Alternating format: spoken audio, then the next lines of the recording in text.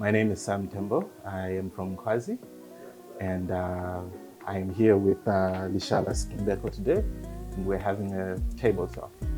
Sir, you can please introduce yourself. Okay, thank you very much, Sam. My name is Lishala Situmbeko, CEO for Access Bank Zambia Limited, and very pleased to be invited for this particular interview, and I look forward to a very good session. Thank you very much. I'm excited to hear what anecdotes you share with us. So just to start, I would like to first know what your upbringing was like and how that shaped you as a person today. Okay. So, in terms of my upbringing, really, I think I like to sort of like describe it as, I grew up in two places. By that I mean, urban in one form and then rural in another form simultaneously. Mm-hmm. So, from the time that actually, my parents brought me to Lusaka around 1976, actually. So what happened at the time was that's when we moved, as in me moving, because when I was born, they shipped me off to the village. So I was with my grandparents there, and I stayed there for quite a while until, they got together, because when I was born, they were actually students at the time. So they brought me back, and what happened was that, every school holiday from then on, I was always sent back to the village, right through until, I went to university. So what would happen was I was growing up here in Lusaka, I live in Lusaka during the school term, and then during the school holidays, I'm back in the village. So it was sort of like I was here as a border, coming from that side and here as a border. And what would happen at the time also was that most of, if I did anything wrong here in Lusaka, the disciplinary committee would always be sitting when I get back to the village. So it was always that whatever I do here, there was always an influence that I know when I'm going to pay back. Yeah. So I think that dual upbringing was very influential to me, because what it also taught me was that, at any one time, for me, looking at, the way people live in urban areas, cleaner environment, all the tarmac, cars and everything, or being out there in the village, farm setting, different kind of environment. For me, I don't really see a difference, because for me, it's always normal. So being in urban, being in rural, it drives the same set of excitement for me. So even when I relate to people, it's something which comes from that background. I honestly don't even, really see that difference. You put me in a rural setting, you'll be surprised. You find I'm bubbling, I'm excited, and I know the ways and ins and outs of those environments the same way that I know the ins and outs of this environment. The other things which were really, really critical, in terms of my upbringing, I was raised in a single-parent household. Okay. I lost my dad quite early. I think I was about 8 years old. And so through most of my life, I leaned a lot on my mother in terms of parental guidance and everything like that. That was a very, strong influence. And one of the things she always used to say, even before I knew the meaning of the word, she always used to say that, look, you must have humility, right? So I knew the word humility even before I could internalize exactly what humility meant. Mm-hmm. And later on in life, of course, you start to understand what it means. But I think from the examples that she used to give in terms of the way she led her life, started to pick up a lot of that, in terms of what it actually means. And I pray to God that, without saying it, people will be able to pick it up, that exactly that's how it is. Some of the other influences that were also important, I think my formative years in secondary school. I was at Kablonga Boys, Kablonga School for Boys. And, anybody who went there will tell you, you're really in a school which has a lot of influences. Yeah. Right? Because you're living, smack in an urban area with everything going on in terms of excitement that could possibly happen. And so you had a lot of, colleagues, fellow pupils that obviously would leave school, before it was time to knock off. Yeah. You people call it dodging and things like that. So you had all those influences at one time. And really, when you made it through, it was really on account of your discipline. And also, I think the school itself obviously pushed for a lot of discipline. But you always got those cases where people, did whatever they could do. But I think it's that influence of being in a boys' school. We used to say, once a Kablonga boy, always a Kablonga boy. And we say, we conquer evil through wisdom. So that was the that type of mentality, I think, through, the 5 years I spent there. Some of the teachers I had in industrial arts, English, mathematics, these are some of the teachers that really, really influenced me a lot. Mm-hmm. And even in times when I was not doing well in school, my grades were extremely bad because of, everything going on around me and things like that. They still came around and also helped me walk through. And, we're teenagers at the time. Yeah. So those are, early formative years. And my experiences at school were just really shaping me in the different directions, to a point where by the time I was getting to my final year, I began to understand what it was to chase after a goal. Because I didn't have the grades getting into final year. I didn't have the grades to take me to university. And in about April 1990, I told myself, I said, look, if I don't get a distinction out of here, that's the end of my life. The economy was also doing extremely badly. So when you go home, shortages and things like that. So things just went very well, went very good. And you could really see that unless you do something of yourself, things are not going to end up very well. So that just was another very, very strong influence. And of course, because of the rural, moving from here to the village and back and all of those, my granddad played a very, very influential role. My maternal granddad, very, very influential role in terms of how I ended up. Because he was like the disciplinarian in my life who never lived in our home. So whatever I did, I knew that when he holds me to account, it's going to be a big issue. And so coming to where I am now, I look back, I can trace a lot of, the way I am, the things I do, the way I communicate with my kids, my wife, everything from that kind of an upbringing. And I just thank God that, at this particular point in time, I've been able to cross 50. I just crossed 50 last week on Friday. Congratulations. And, thank you very much. And so looking back, I'm truly grateful that at least I've been able to, positively influence the people in my household, a few friends that I've met along the way, and obviously look forward to, being more relevant in society as we move on. Yeah.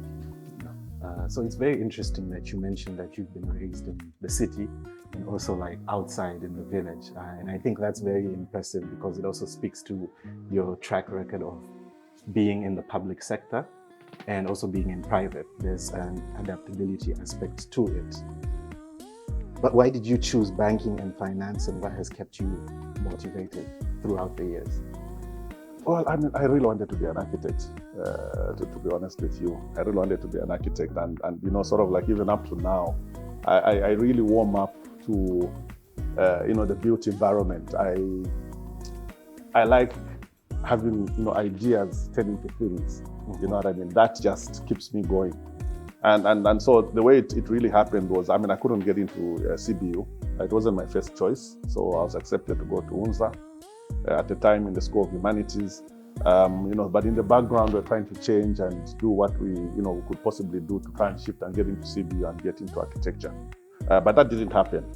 And also, what was also important at the time in terms of the environment we're living in, I always tell people, I said, look, the 1990s all the way up to 2000, late 80s, and then 90s up to about 96, those were very, very hard times, very difficult times. Most homes, I know, and ours is not excluded, moved from some of the comforts of, where you have two cars at home, you have transportation, and all of a sudden, overnight, gone.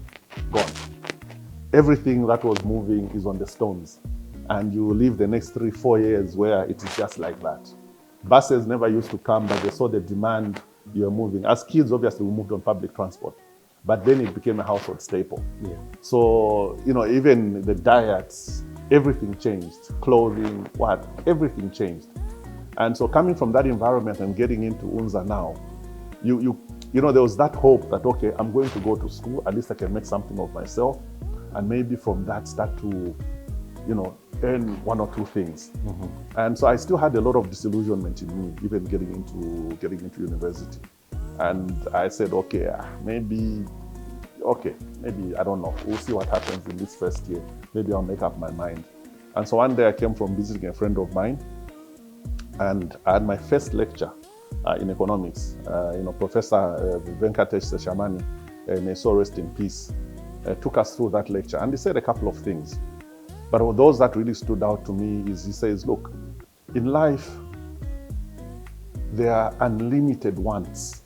You want to have a Ferrari, you want to have, everything that we do, we want to have more. Yeah. You know what I mean? You never really rest as a human being. You always want to have more things. You always want to have better things. You always want, to just have more. So whatever you want is never limited. You always just want to have more, better, and everything.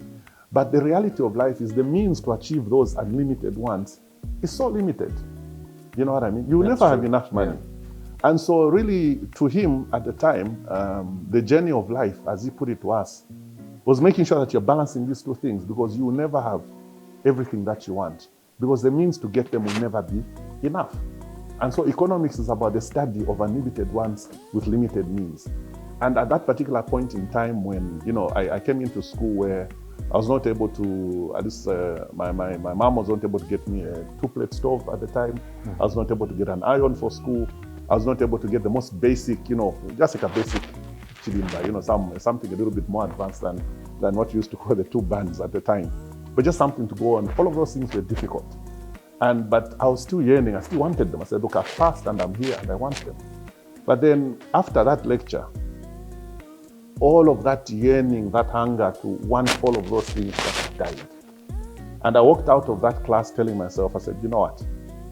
I want to be an economist. Mm. And from that lecture, it sort of like started showing me the different paths, banking, there's finance, these are all subfields of economics. And I said, yes, I'm going to study the mother science.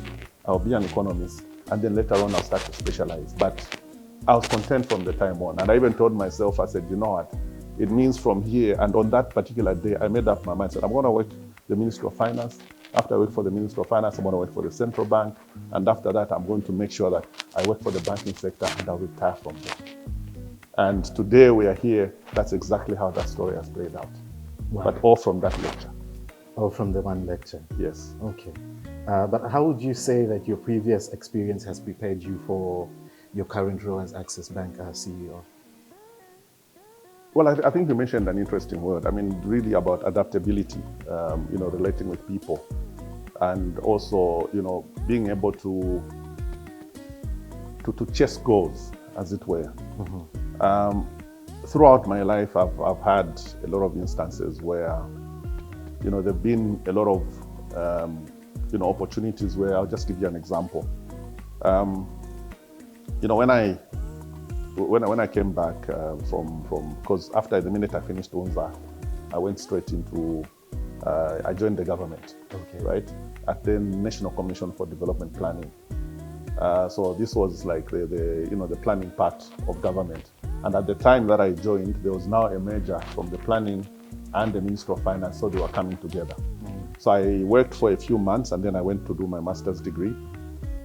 And then I came back, I continued in what was now, moving away or being defunct as National Commission for Development Planning. And now they had completely merged with the Ministry of Finance. And so what that environment provided me, because there was sort of like this thing where all of those people that were involved in the former planning process were sort of like being, phased out and being thrown away, and they were looked at as not being in tune with the modern kind of economic thinking of free markets and things like that. Yeah. So while I understood free markets, but I was in a department which was sort of like being thrown away. And I think that was my first experience of really having to fight for survival. Because one, here I was, young as I was 24 years at the time, and facing institutional, I'll call it institutional irrelevance, so to speak. And now we have to fight to justify our case, to say, look, you cannot ignore the social sectors in the planning process. Mm-hmm. Free markets can only go so far, right? Yeah. They're not always able to allocate resources the way resources need to be allocated. You find that, yes, they will allocate some resources, but guess what? You still have cases of poverty. They will allocate some resources, guess what? You still have unemployment. So it's not a silver bullet, as it were. So you need to still deliberately look at certain sectors, look at certain sections of society, look at free education, look at free health. If you use free market economics and let everybody who can pay get an education, guess what? You're going to have an extremely illiterate society. So you have to intervene and do something there. And that process has got to be planned. And so we were in a situation where we had to fight to justify that case.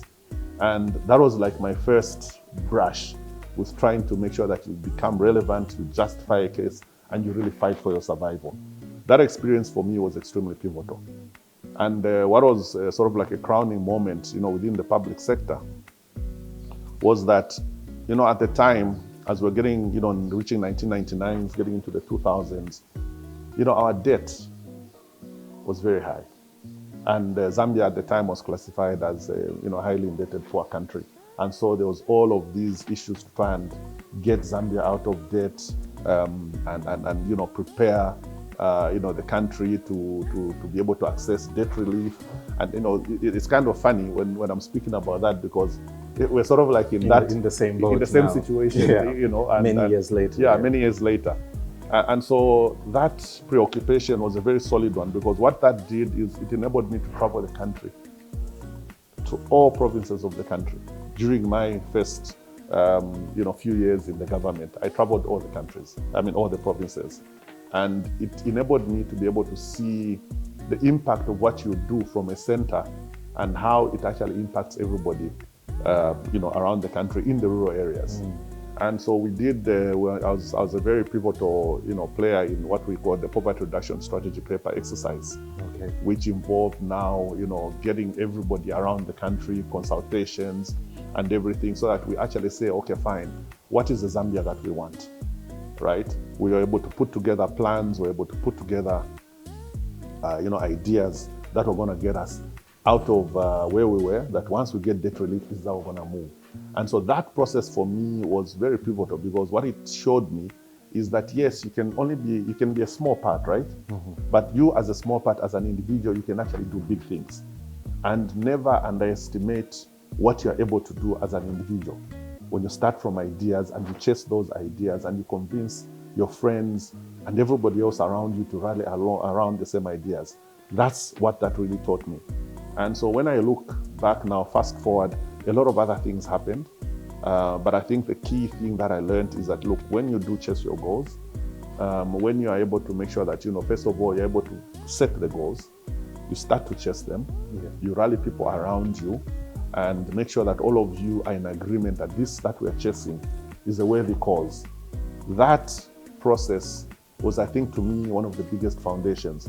Of course, I further went to school, did all of the other things that you'd want to do in terms of specialization. Spent a lot of time in the US, specializing in banking and finance and everything. But I think that foundation for me was very critical in terms of just setting the foundation that wherever you are, you're a leader, right? Wherever you are, leadership is not a title. Yeah. You see, leadership is what you do. At the basic of it, leadership is influence.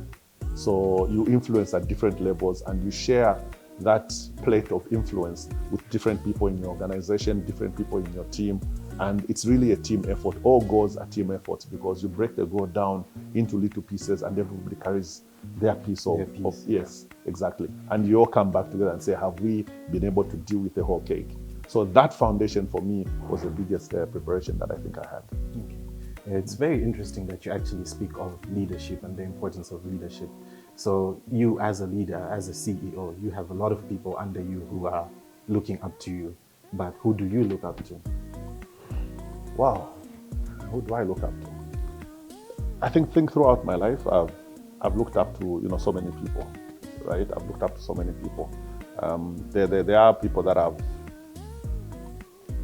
seen come out of tragedy, and from tragedy they're able to get back into, get out of the tragedy and actually excel, achieve, and move on.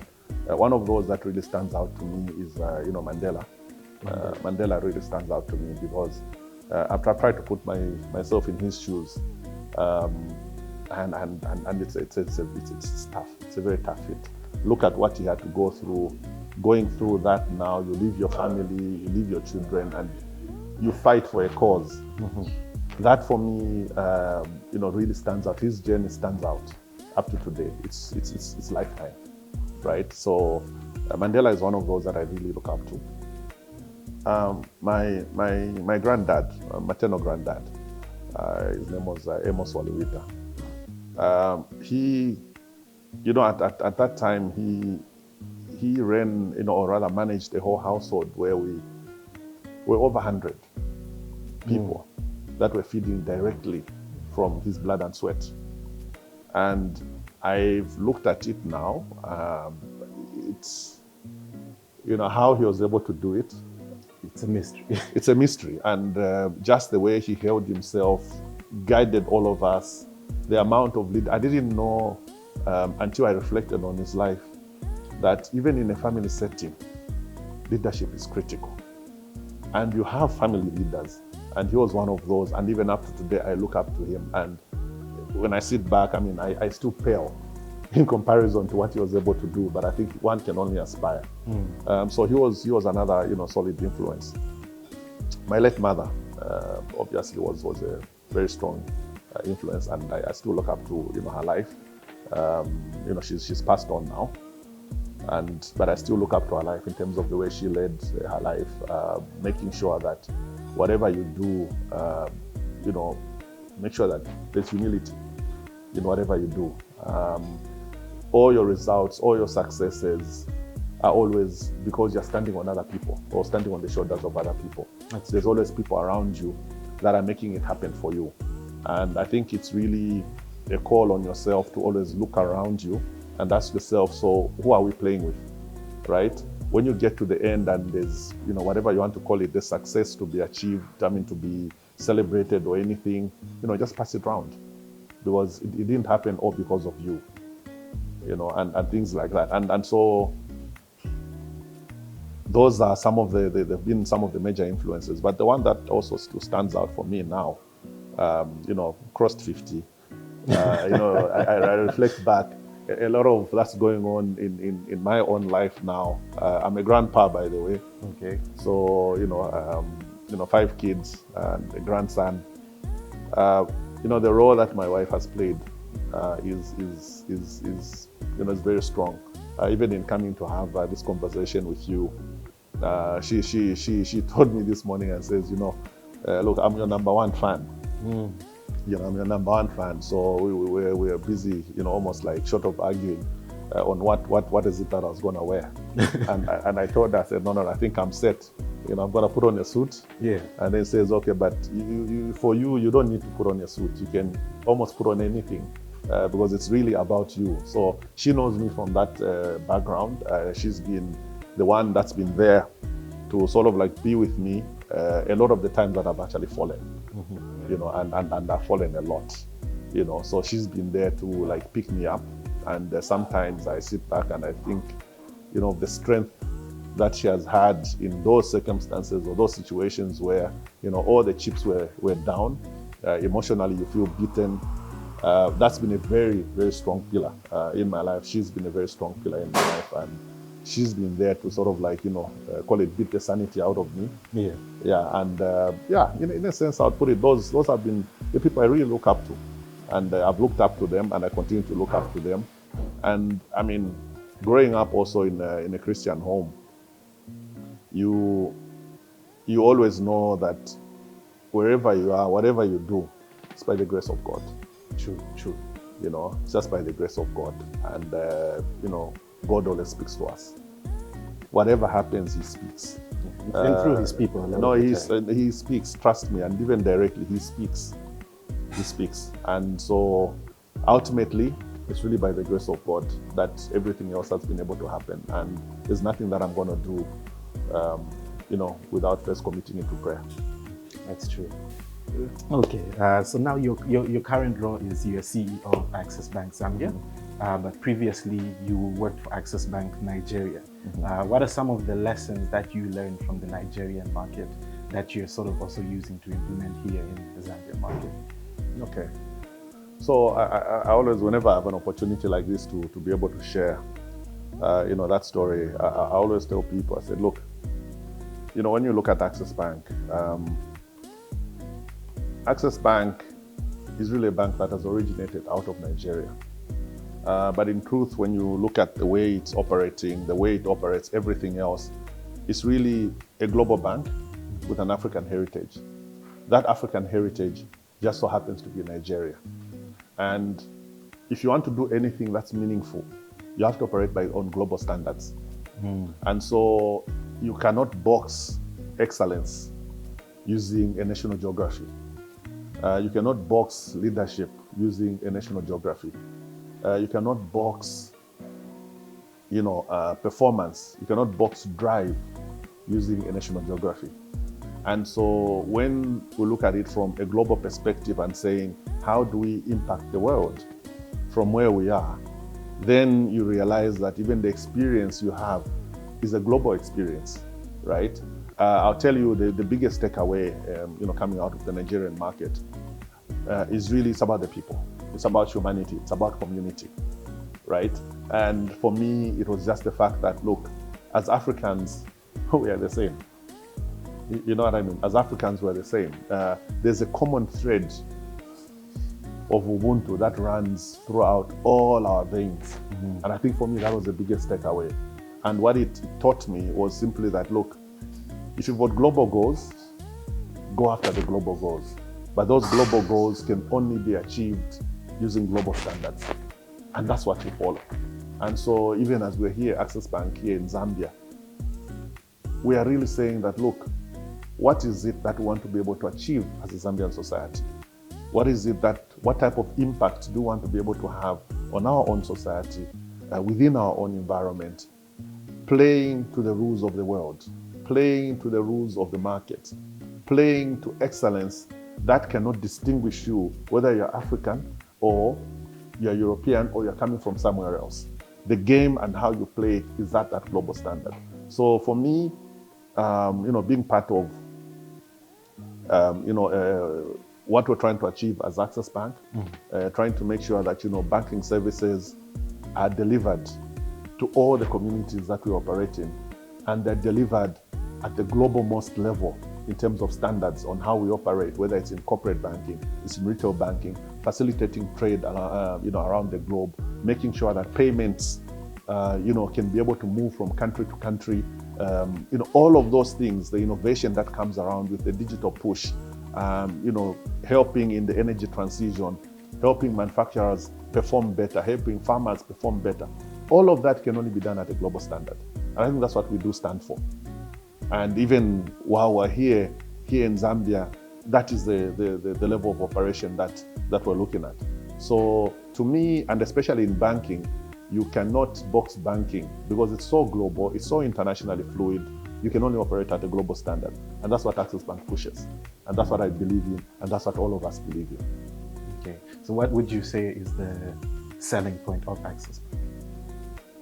Well, I mean, if you look at like where we are, different societies have got different needs, right? And when I look at the Zambian environment, I mean, interestingly, we really sort of like in a society where we consume a lot of things that we don't produce, and we produce a lot of things that we don't consume. And sometimes we produce things so far away from where they're actually needed.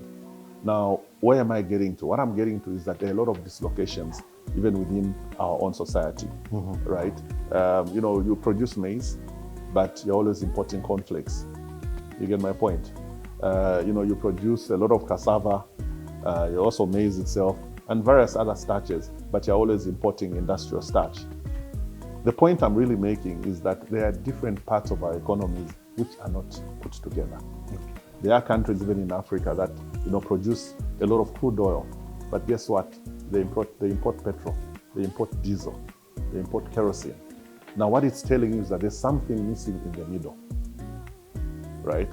And for us as Access Bank, it is to make sure that we help the Zambian society, the Zambian economy, to piece that middle together.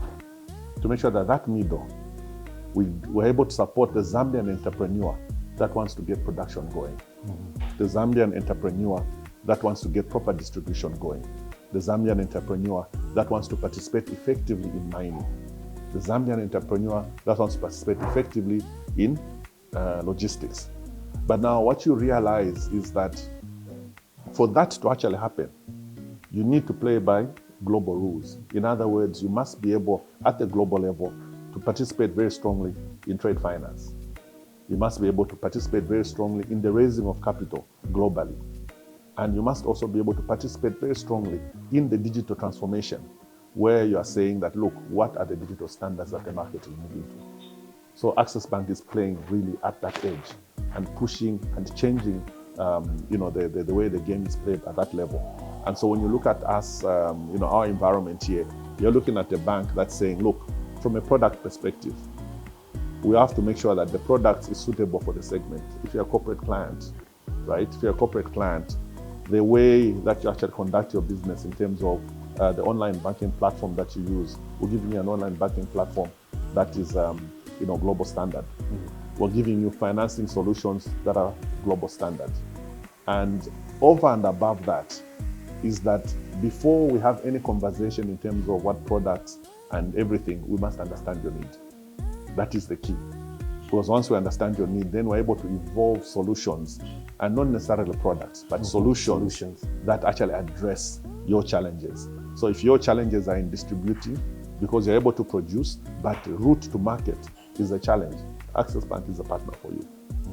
If you're a small business that typically turns around, your turnover is weekly, your turnover is fortnightly or monthly, it means that you have a totally different cycle of how your purchases and sales are actually going on, right? You're not a full-fledged, huge entrepreneur. But where you're playing, you have a role which is strongly connected to the community. Yeah. What we're saying is, if you're an emergent business, what we call an SME, Access Bank is the partner for you. If you're a woman, women-owned businesses, women-managed businesses, what we're saying is, if you're in that space, and I firmly believe that, as a banker, I firmly believe that women are better payers than men.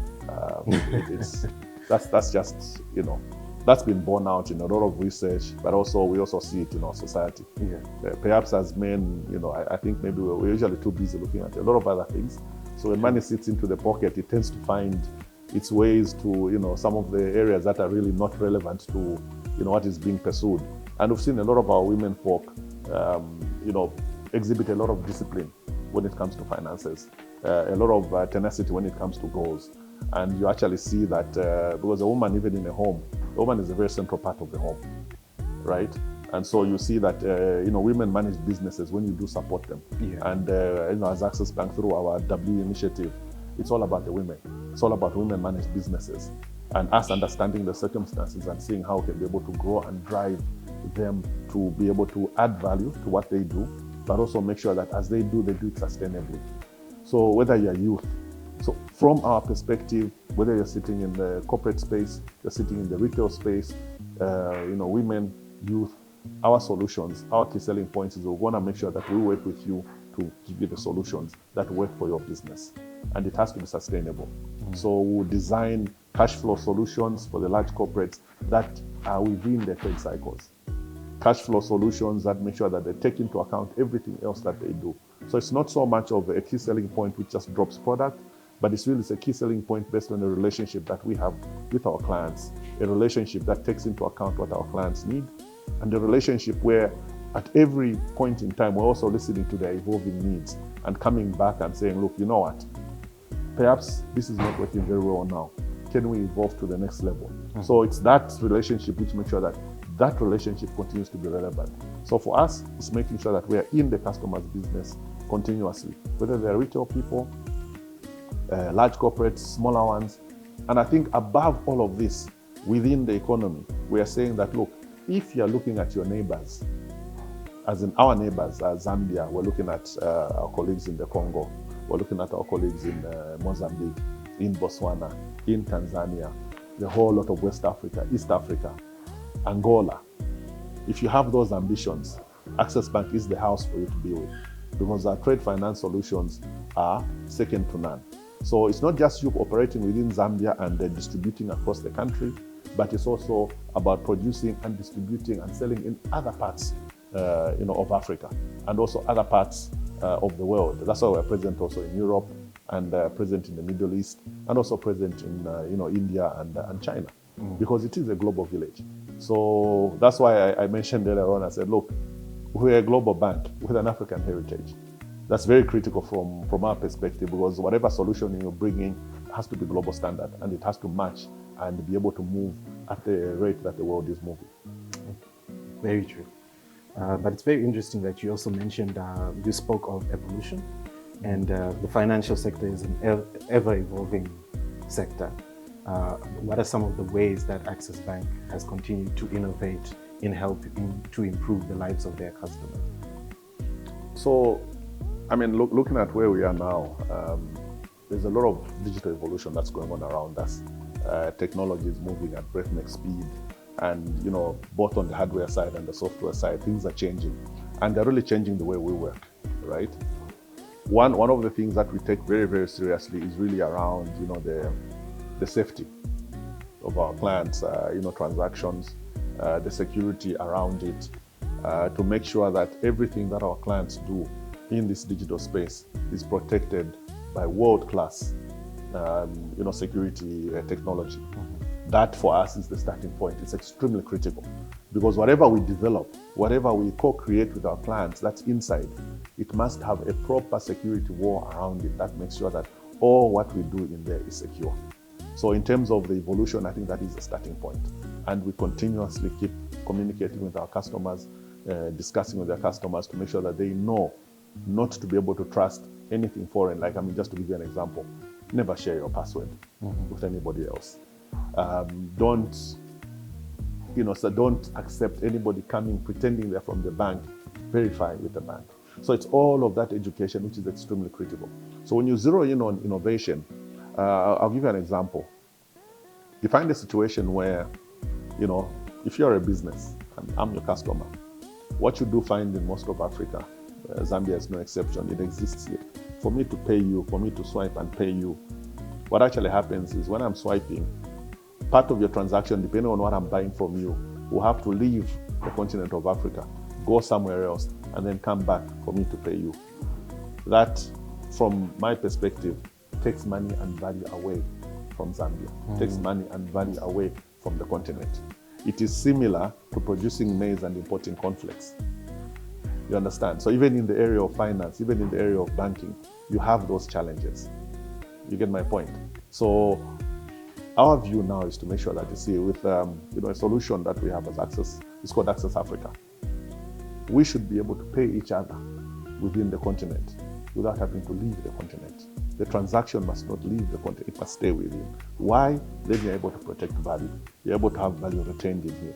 When money walks out of Zambia to pay somebody else through, because the technology is sitting elsewhere, guess what? You have exported Zambian jobs. You see what I mean? Or you have exported African jobs. So we firmly believe that everything that's produced here must benefit the people that are here. The people that are here. That's a key point. So in the area of payments, we're very strong on payments. Through Access Africa, various other technologies that we've deployed that are for our clients, either from handheld devices or indeed online banking for a lot of the corporates. So those are key innovations, and we're still pushing with that digital agenda. We've been leading, and we're still pushing and growing.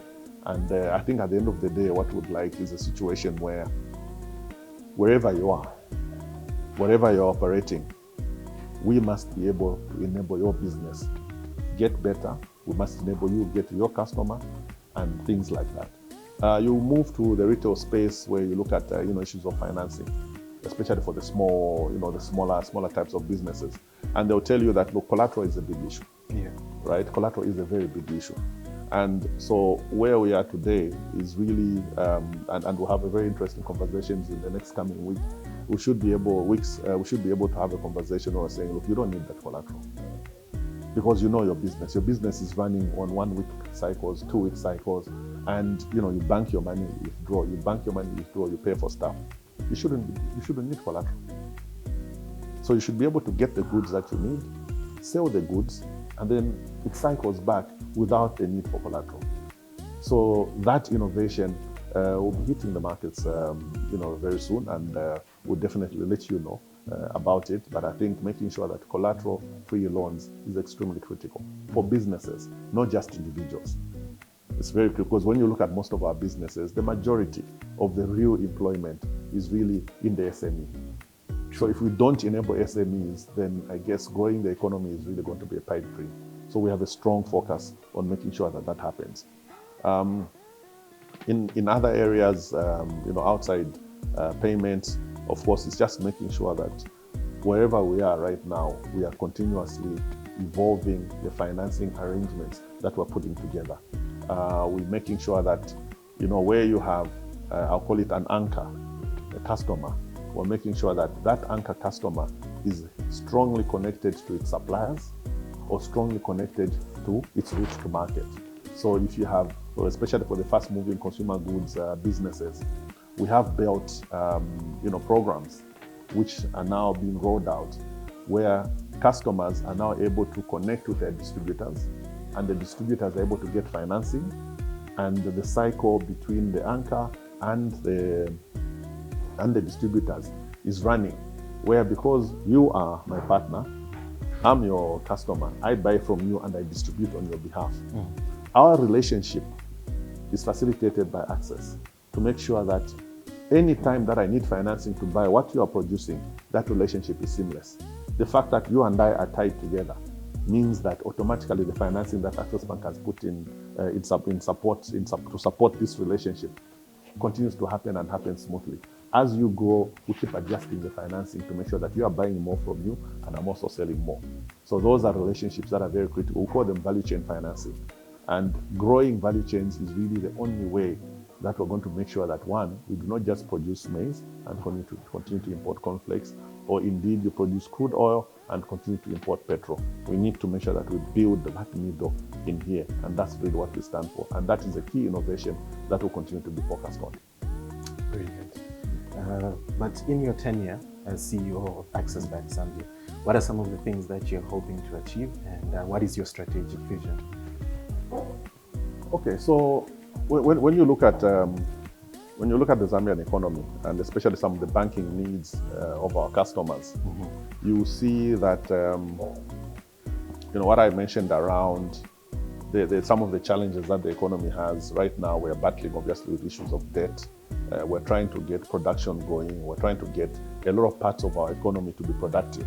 Either in manufacturing, logistics, and making sure that we have more local hands driving a lot of this, this activity.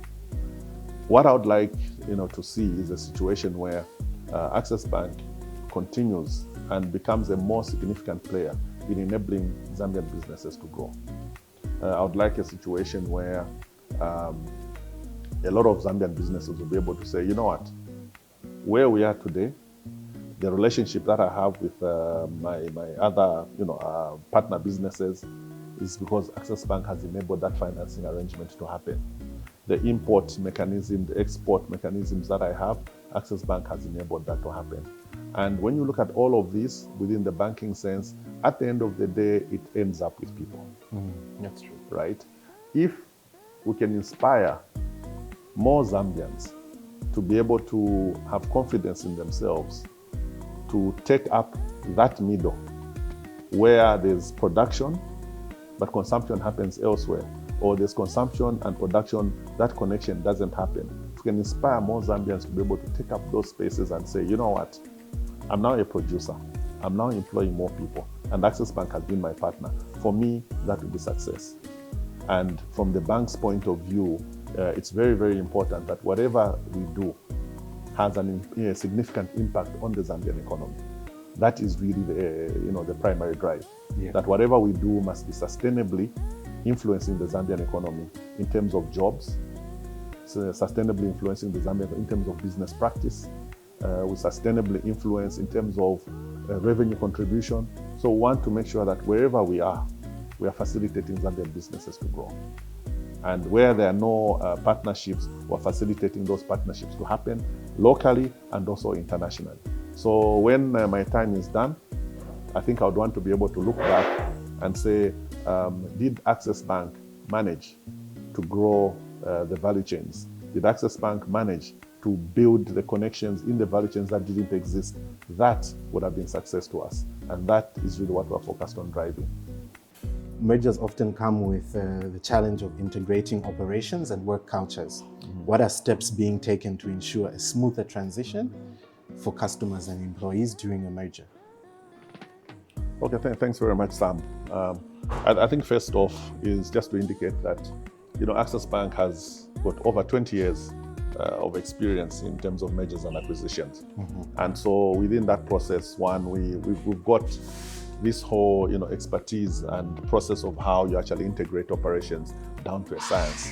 But I think even with all this experience, a couple of things that we've learned, and most importantly is really that all mergers and acquisitions at the end of the day are really about people, whether they are your own staff or they're your own customers. I think that's where we really need to focus, and that's where we always focus and make sure that one, the employees, the people that actually are in contact with our customers, all of us will make sure that one, we give it our ultimate and we have very minimal disruption when it comes to how you integrate. And we'll speak about culture in a little while. And also when you come to the whole issue around how do our customers get impacted, what do we need to do? So with all the experience that we've gathered over time, we are actually now able to do a lot of planning, because all of this is detailed planning. You don't leave any stone unturned.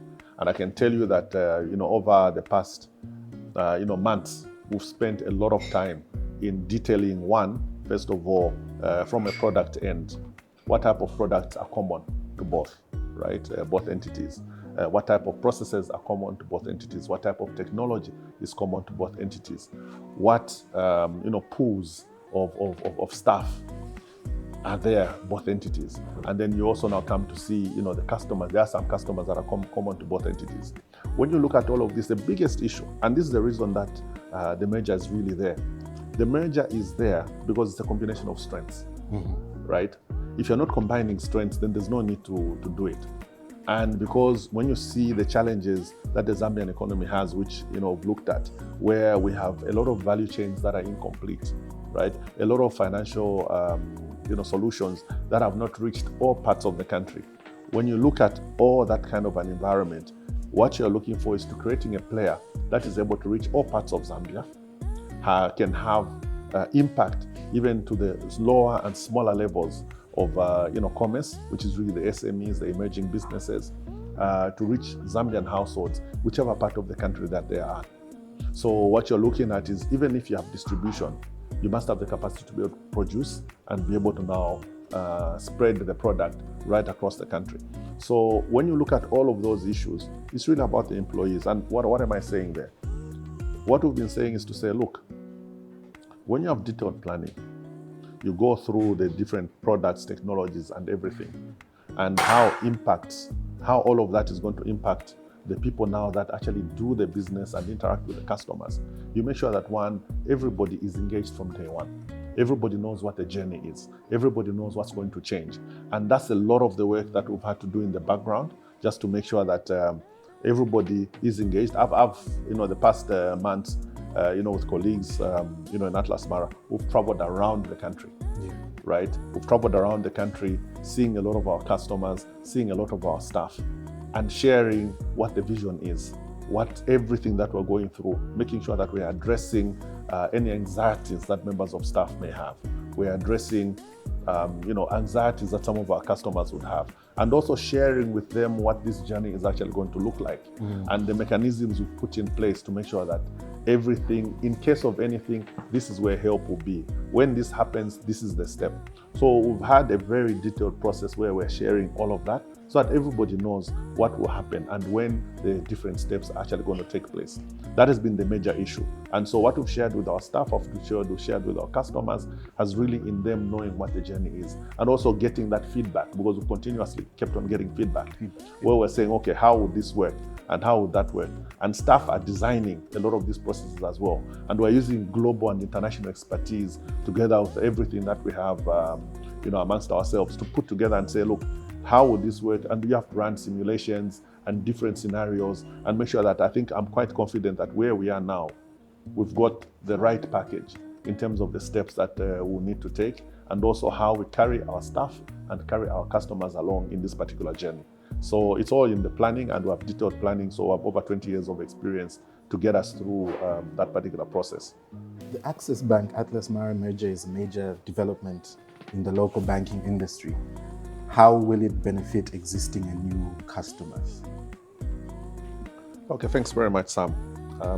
I think really the starting point is that the whole merger is premised on getting the best of both worlds. And by that we mean that everything that has worked out very well within the Access Bank franchise, within Zambia and elsewhere, that's what we have to bring to the table. On the Atlas Mara side, what has worked very well, that's what we have to bring to the table. So when we're merging now, this is a merging of strengths. And these are strengths that we want to bring to benefit all our different customers. I mean, when you look at our corporate customers, I mean, first off, you would have a combined balance sheet. Now, what that also means is that the type of transactions that the merged bank will be able to do will be a whole lot larger than each one of them can actually be able to do individually. So that's an immediate benefit in terms of participation, in terms of some of the market-leading transactions. When you look at it from a distribution point of view, what it means is that for all corporate clients that are present across the country, you've got a partner that's going to be with you, whichever part of the country you actually go with. And also, what you look at also is you find that because Access Bank is global, right? We're present in Europe, both UK, France. We're present in the Middle East. We've got Dubai, presence in Dubai, Lebanon, all the way to the Far East, India included, and also within Africa itself, the whole SADC region, the whole COMESA region, the whole ECOWAS region. So if you're here in Zambia, you've got now access to that expanded distribution, so to speak. Your business linkages through the Access Bank family can now take you to other parts of the world outside Zambia. So if your ambitions take you there, we want to be able to work with you as a corporate client. When you look at it from the retail banking end, clearly presence across the country is very important. Because when you look at our economy, where money is made, where money is generated, is not always where the areas of need are. So if you're looking at sending money to different parts of the country, different employees being serviced the same high quality, world-renowned products, it doesn't matter whether you're sitting in Isoka or you're sitting in Mongo, or indeed you're sitting in Kabompo, or you're sitting in Zambezi, or you're in Mbala, Chipata, Lundazi, everywhere, Serenje, wherever you are, you're in Mansa, you're in Kasama, you're in the whole of Southern Province, in Livingstone, Choma, wherever you are in Zambia, we'll be there. So for a retail client, that type of benefit is very critical, because then it means that when you do travel, you're going to find our ATMs. So the over 160 ATMs will be at your disposal. Over 60 branches across the country will be at your disposal. So what we're really saying is that, this is a merging and a coming together of strengths. Whether you're an SME, emergent business kind of customer, clearly the conversation that we're having earlier, around, package solutions, to support your business, borrowing without collateral. Those kinds of conversations are really some of the benefits that you're going to be able to experience. And so more specifically, when you look at the women, youth, we've got you covered. That's what we're really saying. And so when you put the bank together, you're dealing with world-class public sector banking. That's one of the key strengths that Atlas Mara has been known for. You're combining all of that into one bank. You've got a very strong public sector business, a very strong corporate and investment banking business, a very strong retail banking business with a distribution that is countrywide, and be able to cater for any type of customer across all segments. So we come as a universal bank. We come as a bank that can bank anywhere, a bank that can bank anybody, whichever part of the country you are. That's the type of family that you're coming into. That is the type of benefit that we'll be bringing to the Zambian people. That's brilliant. Now let's talk about leadership. What is your leadership style and how has it evolved over the years? What qualities do you think one needs to navigate the complex financial sector? Okay, the way I look at leadership really is, leadership is influence, right? By and large, it's just influence. And the question that I always ask myself is, what influence do I need to bring to bear at any one particular point in time? And you realize that, when you understand the type of challenge that you're dealing with, the type of influence you're going to exercise in that particular challenge will be different. Mm-hmm. There are times when the type of influence you need is a pull kind of influence, where you have to be in the front line. You have to demonstrate what actually needs to be done. You have to lead by doing. There are certain times that you actually lead by supporting. You get the point? Yeah. And so in those circumstances, if you sense fear, right, in any one of your team, and again, this is always goal-based, depending on whatever it is that you want to achieve, define the goal very clearly. Define how you all plan to get to where you need to get to. But once you start off on the journey, you find that the leadership requirements will keep shifting, changing, yeah. Right? There are certain times you need to delegate. There'll be other times you just need to support.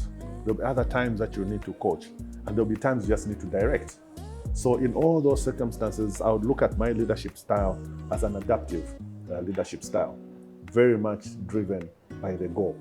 And within that, knowing very clearly that you've got a team, right? So the issue now that will be there is at different points of the journey, different members of the team will have to take the lead. Mm-hmm. But at any one time, you're sort of like also an orchestrator of making sure that things are happening. That's why when you get to the end, if you follow that process, which I passionately believe in and I passionately follow, it will mean that when you get to the end, everybody in the team would have played a role. Yeah. And so when the good things come, then you can usefully share the credit and distribute it for everybody to be able to benefit and get the recognition. So my style is adaptive. Adaptive. Yeah. Okay. But what does success mean to you on a personal level? And when did you first feel that you were successful? Success. Yeah, I mean, to me, it's one of those very, very, difficult concepts, because the way I look at success for me is once you've just achieved your goal. Mm-hmm. So success to me is always, start out by, know what your goal is. Why are you doing what you're doing? What you hope to be able to contribute through whatever it is that you've chosen. I chose to impact society through banking and finance. I chose to impact society by helping them understand their financial needs. And I chose to impact society by, helping my country be able to realize that actually all the challenges that Zambia faces are surmountable. And so I will play that role from the financial sector, right? And so if I set that as my goal, which I have, then success means to me that when we're able to deliver, solutions that are financially inclusive, at that moment I always consider myself successful. When we're able to bank more women, achieving their dreams in whatever small business that they're able to do, for me that is successful. And as well, I think even in the family context, being a father has been very important to me. Mm-hmm. So the fact that I'm able to help my kids go through school, help my kids be responsible adults, and also help them start to grow into responsible adults, but also help them face the challenges of life and how to navigate them. For me, I've considered that to be success. And if anything, I think for me, I consider that my biggest area, it's still a work in progress, but I think that's where I get the most fulfillment, is really within my family. Making sure that I see my kids grow. That for me is extremely important. These other things, if I can see other people grow professionally and I'm there for them and I can contribute in any one way, for me that is successful. And so when you come and say, how does one navigate the complex world of finance? Well, I see every leader to be one that's standing on the shoulders of others. Yeah. And I've got a lot of people that, I'm actually standing on. There are a lot of people that have been there before me, and there will always be people that will be there after me. And so the way I look at it is that for you to be able to navigate, first of all, understand what the common goal is, And once you have a clear understanding of what our common goal is, and in this particular case, is really to be extremely relevant and significant, for Access Banks to be a very significant player in the financial sector, helping Zambia to recover, to bring back prosperity into the economy. So if we take that goal, then anything that I do to positively impact that, for me, is success. And when you're navigating, times do change. You really need to have an adaptive mind. You can never be in a situation where you always expect positive results to happen. Sometimes the world can really be a school of hard knocks. And it's really what do you pick up from some of the challenges that you face, because you need to take a moment to reflect and see what you did well, see what you didn't do well, and through that quickly change. If you need to adjust the methods, if you need to pick up any lessons, if you need to lean on more team members, you make those adjustments, but always asking yourself, is this taking us to the goal that we want to go? So for me, with that, you can successfully navigate any environment, because it's not just in the financial sector, but if you don't have a learning capacity and you're not adaptive, there's no way where you're going to be able to succeed. Yeah, that's true. I like that we've spoken about growth and success, and I think the two are most commonly related. So what are some of the activities that you engage in for your own personal growth, your own personal development? Yeah, I mean, I read. I read quite a bit. Okay. Maybe it's an understatement, but I read quite a lot. But I think the things that I read about is, I enjoy, because most of what we call knowledge today has its foundations in a lot of deeper knowledge, coming from the past. A lot of the things that we see in management textbooks, in everything, most of it you're going to find it in the Bible. A lot of the leadership lessons that we have are all sitting in the Bible. And so for me, it's about, one, getting to understand myself better, because that's a huge part of self-development. Getting to understand my environment better, that's a huge part of self-development, because that's where I really get to apply myself. But also looking at, from a biblical perspective as well, what is the wisdom that is really sitting in there? Yeah. Trust me, any management textbook is going to take on leadership or whatever is drawing on 1,000,001 biblical principles. So I look at the Bible as a foundation. You can go back in the past. I do read quite a bit of classical literature. I like Greek mythology. Greek mythology, yes. Yeah, Greek mythology. Transitioning into from the Egyptians, Greek, Latin. All these other transitions and empires that have been. There's always a lot of lessons that you pick up from there. And the beautiful thing about it is that you realize that whatever it is that you're doing, you're actually not alone. It's already been done before. People are falling in the pit that you're going to fall in, and they've gotten out. And those that have succeeded or been able to register success, how they've behaved, how they've shared that success, all of those lessons are all over there. They're all over in history. They're all over in the Bible. They're all over everywhere. So for me, that is my foundation from a personal development perspective. And talking to friends, sharing with friends, sharing with friends who are older and younger, because that's one of the things that people usually, omit. How do you share with people that are younger than you? They're experiencing a completely different world than I'm experiencing, but then they enrich my world by giving me a lens into the things that, for instance, I completely ignore. Or those that are older than me, they also give me a lens into some of the things I'm going to expect. I've got a lot of friends of mine that are in their 70s. I just turned 50. You know what I mean? And I've got a lot of friends that all the way in their 30s and 40s. So like that, I feel it keeps you relevant. And so from a personal development point of view, it's really you staying in that space, staying connected, making sure that you're alive as a human being. And, doing quite a lot of reading and asking questions, because you don't know everything. No. Yeah. You can never know everything. No, you can't. But on that note, we've come to the end of our questions. So thank you for sharing. Thank you very much, Sam. That we're grateful for. Thank you very much, Sam. Truly been an interesting interview.